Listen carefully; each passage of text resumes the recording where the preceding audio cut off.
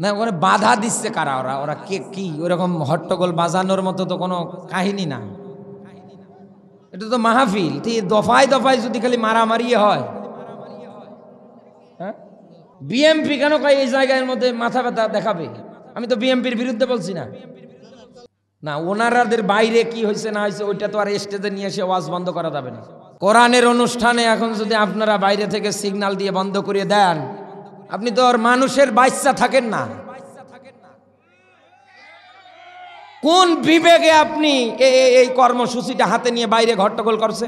আপনি কি মানুষ? বিএমপি কেন কয় এই জায়গার মধ্যে মাথা ব্যথা দেখাবে?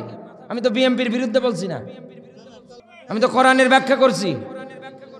বিএমপি যারা করে ওনাদের কি সংবিধান কোরআন না? ওরা কি মুসলমান না?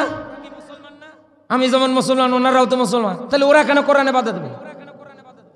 এত কষ্ট করে আপনাদের মাঝে কোরআনের আয়োজন করেছে, এটা যদি এখন আপনারা এদিকে গুতোগুতি আর কিলাকিলি করে বন্ধ করে দেন, আখিরাতের ময়দানে আপনাকে জবাব দেওয়া লাগবে। আপনি কি জবাব দেবেন ওই হিসাব করে মইরেন? এই জন্য আমি দেখছি ওই বারে বারে ওই সাইডটার মধ্যে ঝামেলা করতেছে।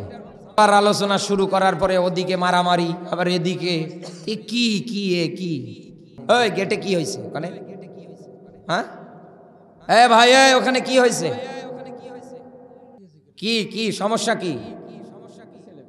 তা ছেলে পেলে কি ওয়াজ শুনতে আসছে না ওখানে ড্যান্স মারতে আসছে? বাইরে সোজা করতে পারছেন না? হ্যাঁ ভাই, ভলান্টিয়ার কারা ওখান থেকে সরিয়ে দেন তো। না ওখানে বাধা দিচ্ছে কারা? ওরা ওরা কে কি ওরকম হট্টগোল বাজানোর মতো তো কোনো কাহিনী না। এটা তো মাহফিল, দফায় দফায় যদি খালি মারামারি হয়।